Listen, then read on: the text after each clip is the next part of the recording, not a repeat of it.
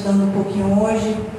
A gente vai falar sobre o ministério do profeta, que está aqui nesse texto de Efésios. Mas eu estava conversando com o pastor e achamos por bem trazermos um pouco falando sobre o Antigo Testamento, sobre os profetas, sobre o que era ser um profeta no Antigo Testamento primeiramente, porque é a base para nós entendermos o que é um profeta hoje. Então, nós vamos iniciar hoje falando um pouco do Antigo Testamento e no próximo momento nós vamos falar mais sobre os profetas da atualidade, o profeta no Novo Testamento, amém? Então, aqui em Efésios capítulo 4, versículo 16, fala sobre esse chamado ministerial que Jesus dá. Nós já falamos sobre apóstolos, evangelistas e doutores, está faltando falar sobre profetas e pastores. A gente vai estar estudando um pouco sobre isso, tá? O profeta no Antigo Testamento, irmãos, nós vamos encontrar, quando formos ler no Antigo Testamento, esses 4 termos falando sobre esse ministério.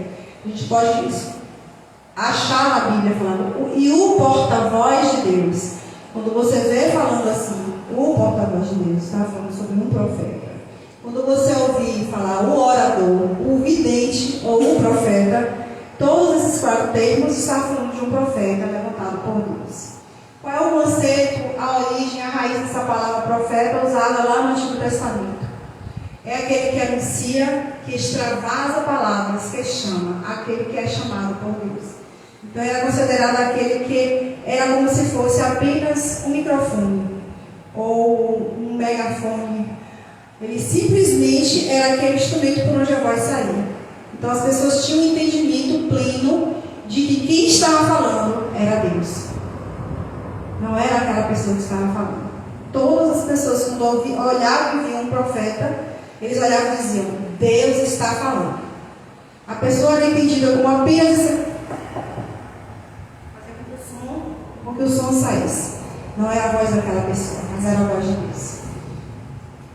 Esse texto aqui de 1 Samuel, capítulo 9, verso 9, ele traz esse termo aqui evidente, que eu trouxe, eu acho que traz esse texto para vocês verem.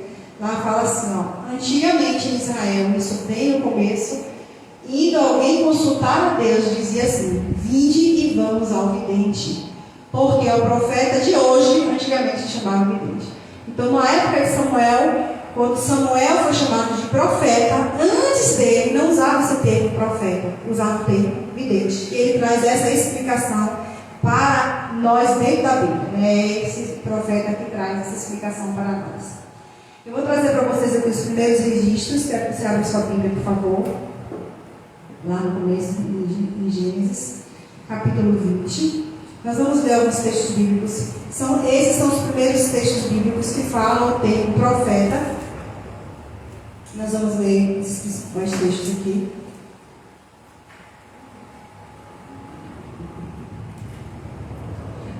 Capítulo 20 de Gênesis fala sobre Abraão. Abraão era meio irmão de Sara.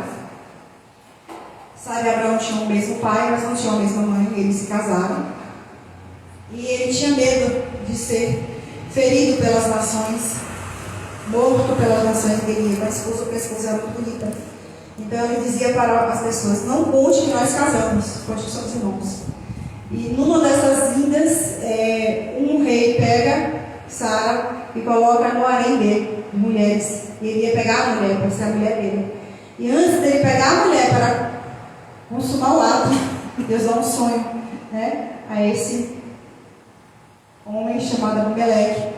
E quando ele dá esse sonho, lá no versículo 7, diz que Deus fala com ele assim, agora pois, restitui esta mulher ao seu marido, porque profeta é, e rogará por ti, para que você vivas. Porém, se não lhe restituires, sabe que certamente morrerás, tu e tudo que é teu. Então esse é o primeiro momento em que Deus chama um homem de profeta. O primeiro homem chamado de profeta por Deus é esse homem aqui, Abraão. Ele é chamado por Deus de profeta. Então, foi a primeira pessoa que Deus considerou, esse é meu porta-voz, esse vai falar por mim, esse vai me representar. Então, o profeta do Antigo Testamento era aquele que representava Deus. Depois de Abraão, tem Moisés, vai lá em Êxodo capítulo 7. Para nós entendermos, quando formos falar no próximo momento, daqui a uma semana ou duas, ainda não sei exatamente, sobre profetas no Novo Testamento, a gente tem que ter esse entendimento do Antigo Testamento, senão fica muito confuso para nós. Versículo 1 de Êxodo 7. Então disse o Senhor a Moisés: eis que te tenho posto por Deus sobre Faraó, e Arão, teu irmão, será teu profeta. Eu não sei se vocês lembram como foi a situação de Moisés. Moisés foi chamado por Deus no deserto. Deus fala com ele através de uma sarça ardente. E ele não queria ir, ele era gago, ele era tímido, ele tinha medo de enfrentar Faraó. E Deus fala com ele: eu vou falar com você, você fala para Arão, e Arão fala para Faraó.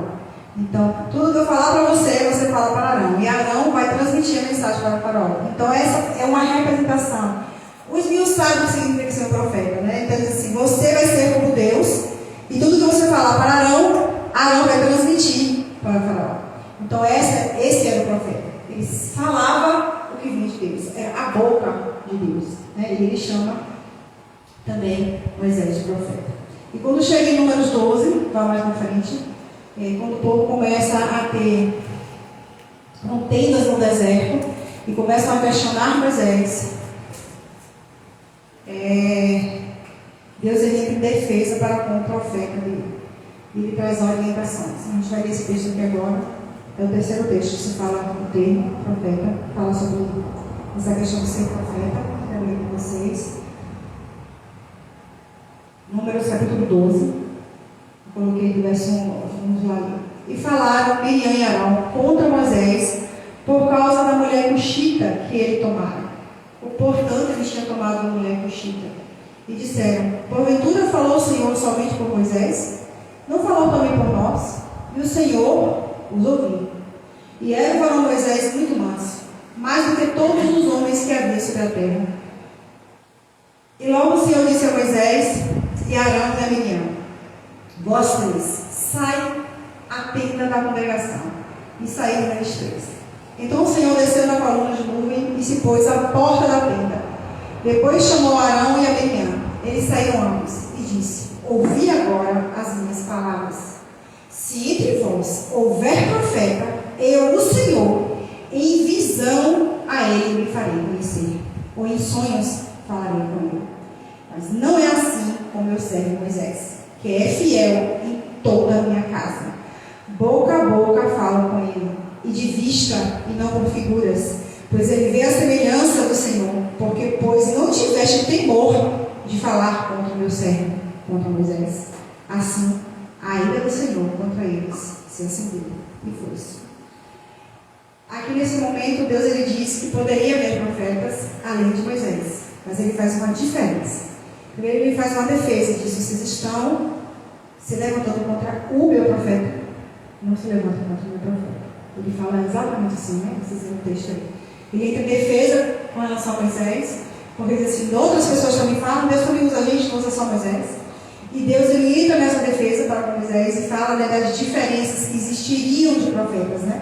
Existiriam profetas que apenas teriam visões e sonhos, mas que Moisés ele via a face de Deus. Ele me conhece profundamente. E essa é uma das características dos profetas do Antigo Testamento. Nós vamos trazer um pouquinho aqui para vocês verem. E quando chega em Deuteronômio 13, você vai mais lá na frente aí, esses são os primeiros, né, eu trouxe aqui para vocês, os primeiros 4 textos que falam sobre profetas na Bíblia.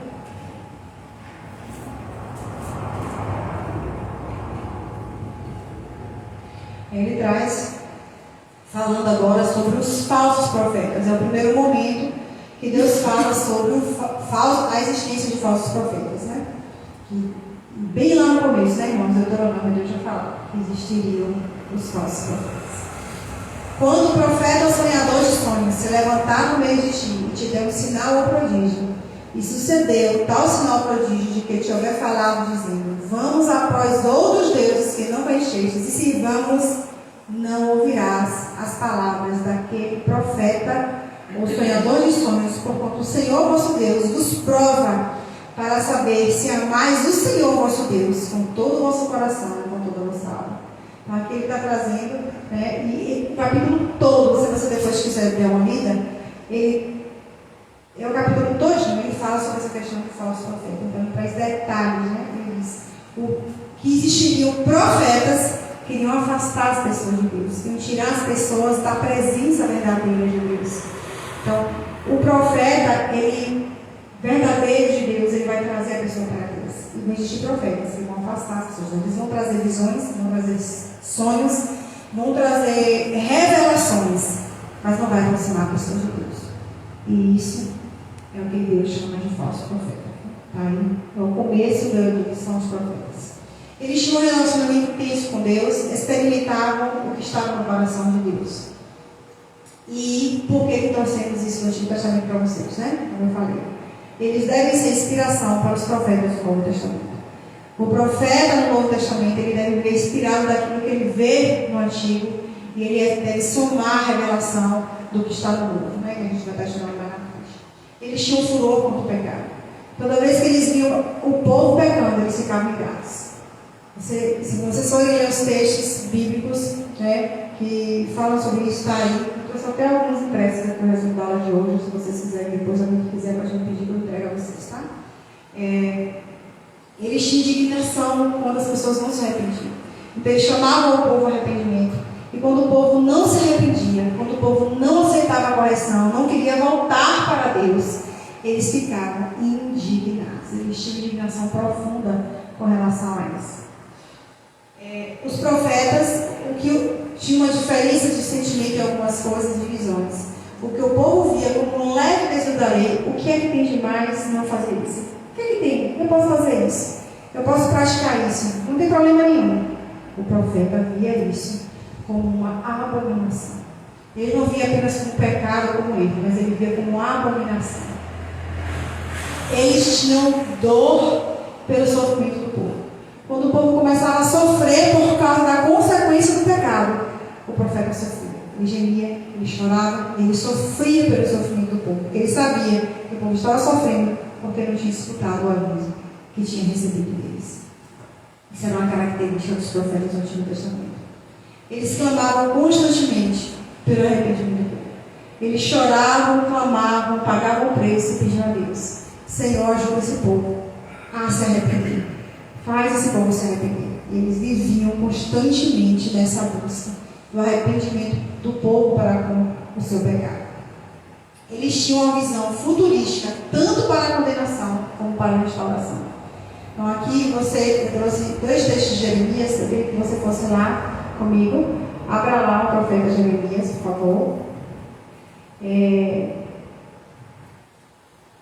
Ele teve visão,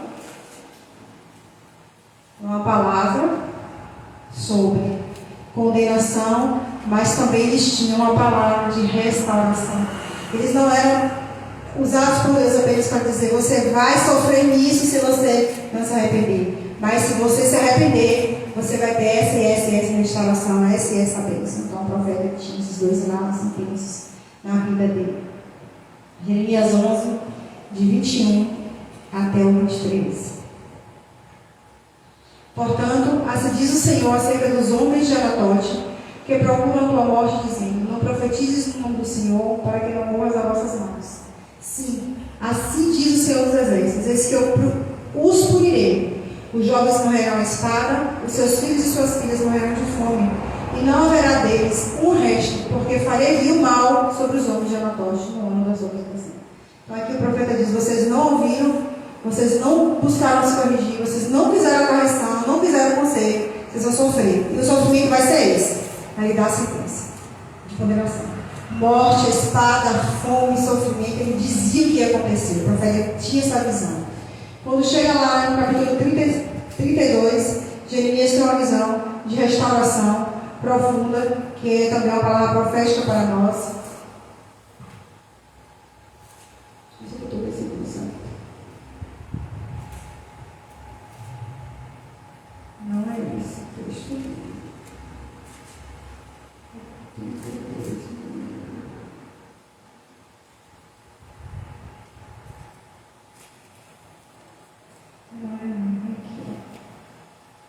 É no capítulo 33. O capítulo 33 ele começa a falar sobre restauração, ele traz falando sobre a restauração que Deus iria trazer ao povo. No capítulo 33, aí, mais no final. Versículo 36, 37. Pega aí o capítulo 32, eu não está errado, né, gente? Não é versículo 33, não. Versículo 37 diz assim: Eis que eu os congregarei de todas as terras, para onde os houver lançado da minha ira. Versículo 37, viu? Vou até que pegar aqui para corrigir depois. Versículo 37. De qual? 33, 37. 32, 37. Eu botei ali 32, 33, mas é 33 não, é 37. Eis que eu os congregarei de todas as terras, para onde os houver lançado na minha ira, e no meu furor e na minha grande indignação. E os tornarei a trazer este lugar, e farei que habitem nele seguramente. Eles serão meu povo, eu serei o seu Deus. Lhes darei o mesmo coração, o mesmo caminho, para que me temam todos os dias para o seu bem e bem dos seus filhos depois deles. E farei com eles um concerto eterno, que não se desviará deles, para lhes fazer bem, e porei o meu temor no seu coração, para que nunca se apartem de mim. Versículo 41. E alegrar-me-ei por causa deles, fazendo-lhes o bem. Os plantarei nesta terra certamente com todo o meu coração e com toda a minha alma. Aí ele traz essa comparação, né? Ele diz: porque assim diz o Senhor, como eu trouxe sobre este povo todo esse grande mal, assim eu trarei sobre ele também todo o bem que eu tenho prometido para eles. Então, esse texto aqui, do capítulo 32, do verso 37 até o 41, a gente vai corrigir ali, ele tem a palavra também futurística de restauração. Então, o profeta ele tinha essa palavra, ele trazia as revelações futuras da consequência da escolha errada, mas ele também trazia as palavras futuras da bênção por estar seguindo a vontade de Deus. E não é diferente no dia de hoje para a gente, irmãos, não é diferente. Ele sentiu a dor de Deus. O que Deus sentia, ele sentia. Deus estava sofrendo pelo pecado do povo, o profeta sentia. Deus estava triste porque o povo não se arrependia.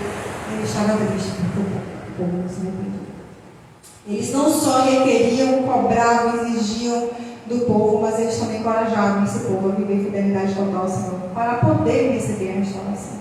Então os profetas, eles o tempo todo chamavam o povo: voltem-se para Deus para serem restaurados, voltem-se para Deus para serem restaurados, queiram a vontade de Deus para vocês terem paz, sigam o que eu estou dizendo, porque é o que Deus está dizendo, que vocês vão ter restauração. Busquem a presença de Deus, é a palavra constante dos profetas. Eles viviam em meio à solidão, tristezas e perseguições. No capítulo 17 até o 19 de 1 Reis, você vai ver histórias e conversas e diálogos mostrando o quanto os profetas viviam sozinhos. Eles aprenderam até com alguns grupos a fazerem até escolas de profetas, porque eles eram pessoas sozinhas. A presença e a companhia que eles tinham era o próprio Deus. Eles não conseguiam ter muitas amizades, porque como a vida deles era tão intensa de buscar a presença de Deus, as pessoas não os acompanhavam muito. E quem acompanhava, a gente já passa aqui, eram pessoas, as multidões iam quando precisavam de algo, quando queriam algo, receber algo desse profeta. Então, eles sentiam muitas tristezas e passavam por muitas perseguições. Eles eram tanto procurados por muitos, como eram perseguidos por muitos. Eles tinham muitos conflitos com os sacerdotes e reis. Então, por eles, os sacerdotes e os reis serem os líderes da época, eles confrontavam muito e viviam em guerra constante com esses outros homens.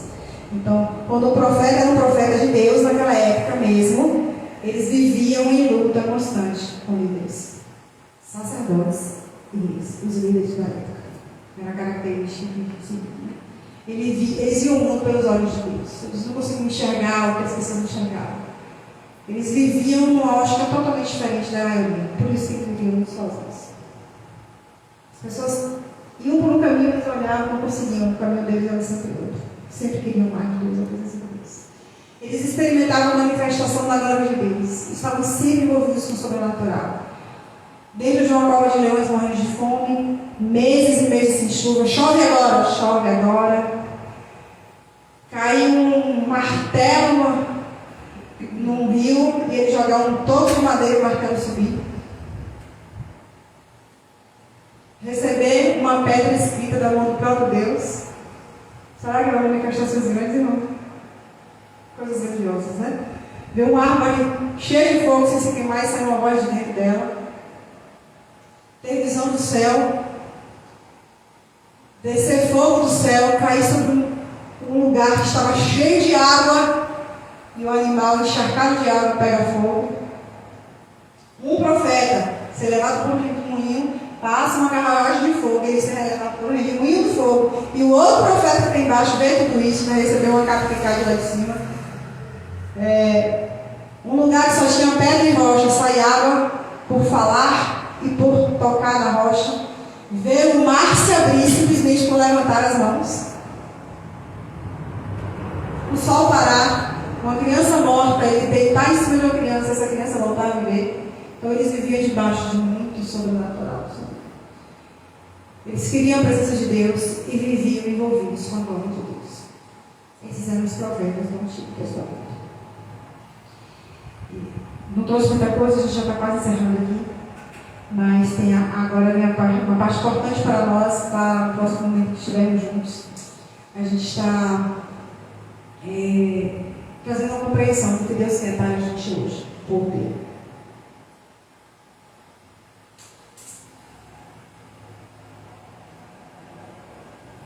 Há de ser que, Joel capítulo 2, vai lá no capítulo 2, Joel. Vamos abrir lá a Bíblia. Joel capítulo 2. Essa é uma promessa. Eu não vou ler só esse versículo 28, vou ler mais um, por isso que eu estou chamando para você abrir lá. Há de ser que depois derramarei o meu espírito sobre toda a carne. E vossos filhos e vossas filhas profetizarão. Os vossos velhos terão sonhos. Os vossos jovens terão visões. E também sobre os servos e sobre as servas naqueles dias derramarei o meu espírito. E mostrarei prodígios no céu e na terra, sangue, fogo e coluna de fumaça. O sol se converterá em trevas, a lua em sangue, antes que venha o grande e terrível dia do Senhor. E há de ser que todo aquele que invocar o nome do Senhor será salvo, porque no Monte Sião e em Jerusalém haverá livramento, assim como o Senhor tem dito, e nos restantes que o Senhor chamou. Então aqui tem uma profecia de Joel sobre o derramar do Espírito Santo sobre toda a carne, e que todas as pessoas saiam prontas para profetizar, para receberem ações proféticas sobre a sua vida, que é algo que eu trouxe aqui para vocês, depois desses slides, sobre algumas diferenciações. A gente vai trazer mais na frente detalhado no próximo momento a questão do profeta do Novo Testamento. Então, o que eu estou dizendo para vocês? A mensagem anunciada pelo profeta hoje deve estar sempre de acordo com a revelação contida na Bíblia. Isso aqui é o ponto-chave para nós. Eu trouxe um pouquinho de um resumo do Antigo Testamento. Essa ministração já foi feita mais detalhada no ano passado aqui. Eu trouxe ela de novo com alguns detalhes para a gente. Mas o que precisa ficar para nós é que toda pessoa que a gente diz, esse é um profeta. Como é que você sabe, como é que você identifica que é um profeta? Tem essas características todas que nós vemos aqui no instante do Antigo Testamento. E ele vai sempre anunciar uma mensagem que tem que estar de acordo com o que está na palavra de Deus. Se a pessoa está ministrando algo, trazendo uma revelação, mas essa pessoa junto com isso não traz respaldo bíblico, não traz Cristo para o centro, não traz arrependimento, não traz a verdade do Evangelho, essa pessoa não é profeta. E isso é algo muito importante para nós, porque nós estamos nos tempos, e vamos falar mais lá na frente, e está escrito na palavra que muitos falsos profetas vão surgir para enganar, se possível, até os escolhidos. E a gente tem que ter muito cuidado com isso. Efésios 3:5 diz assim, o qual, noutros séculos, não foi manifestado aos filhos dos homens, como agora tem sido revelado pelo Espírito aos seus santos apóstolos e profetas. Então, o Espírito Santo ele vai trazer revelação e tem que estar embasado na doutrina dos apóstolos, na palavra, para que o profeta seja considerado profeta. Ele tem que trazer essa revelação dentro da palavra de Deus. E eu trouxe aqui para vocês, como uma introdução para o Novo Testamento, coisas que são importantes para nós. Existe um dom espiritual de profecia. Nós vamos chegar mais lá na frente para falar sobre dons espirituais, que é algo que o Espírito Santo ele quer derramar na igreja dele. Ele quer que eu e você tenhamos dons espirituais. Nós estamos falando sobre dons ministeriais, que são os dons que Jesus dá. Estamos quase encerrando essa parte, né? Vamos falar sobre profeta no Novo Testamento, começamos hoje, e vamos falar sobre pastor. Todos os outros dons ministeriais nós já falamos. Depois nós vamos entrar em dons espirituais, que são os dons que o Espírito Santo da igreja. E ele quer dar os dons à igreja. Ele quer, e vamos estudar sobre isso, porque precisamos buscar isso, todos nós. Então, existe o dom espiritual de profecia. Existem atos ou ações que são consideradas proféticas. Às vezes a pessoa tem um ato, tem uma ação, tem um comportamento, que a gente enxerga aquele comportamento que é um ato considerado profético. Quer dizer, é algo que está trazendo algo para o futuro. Está tendo uma ação no mundo espiritual e vai trazer algo do céu para a terra, com aquela atitude que a pessoa está tendo. Por exemplo, vou te dar um exemplo. Quando nós estamos na igreja adorando o Senhor, que estamos levantando as nossas mãos e clamando a presença do Espírito Santo, isso já é um ato profético. Porque você está dizendo, vem Espírito Santo, minha conta agora. Isso é uma ação para que a glória de Deus, que o Espírito Santo tenha a liberdade de descer. Então você está atuando para que o que Ele quer, para logo depois, para o futuro próximo, um futuro quase presente, aconteça. Nós estamos tendo uma atitude para que o Espírito Santo atue e traga a vontade de Deus. Venha o que Deus quer que venha para a terra naquele momento. Isso é um ato, é uma ação profética, a gente tem diversas, né? Existem missões que são proféticas. A pessoa às vezes está no momento e ela recebe uma unção de algo e é algo profético. Deus quer fazer uma revelação. Existe a visão, existem sonhos que são proféticos. Tem pessoas que têm sonhos e aquilo acontece. Tem gente que às vezes sentada tem uma visão de algo, enxerga. O que é isso que enxerguei aqui? E aí vai e acontece. Então, tudo isso está dentro de dons relacionados à profecia. E existe o dom ministerial de profeta, que é um chamado muito específico de Deus na vida de servos dele, que é o que a gente vai estar trabalhando mais na frente, tá bom? E para encerrar, eu quero ler o texto de Atos 2 com vocês. Quando o Espírito Santo ele desce na igreja, Jesus ele sobe aos céus. Está lá em Atos capítulo 1, Jesus ele sobe e diz que era para a igreja ficar unida em oração. E a igreja unida em oração, esperando o derramar do Espírito Santo sobre a igreja. Que o Espírito Santo seria derramado. E ali, no chamado época de Pentecostes, em Atos capítulo 2, vem um vento forte e as pessoas começam a falar nas línguas de sua origem.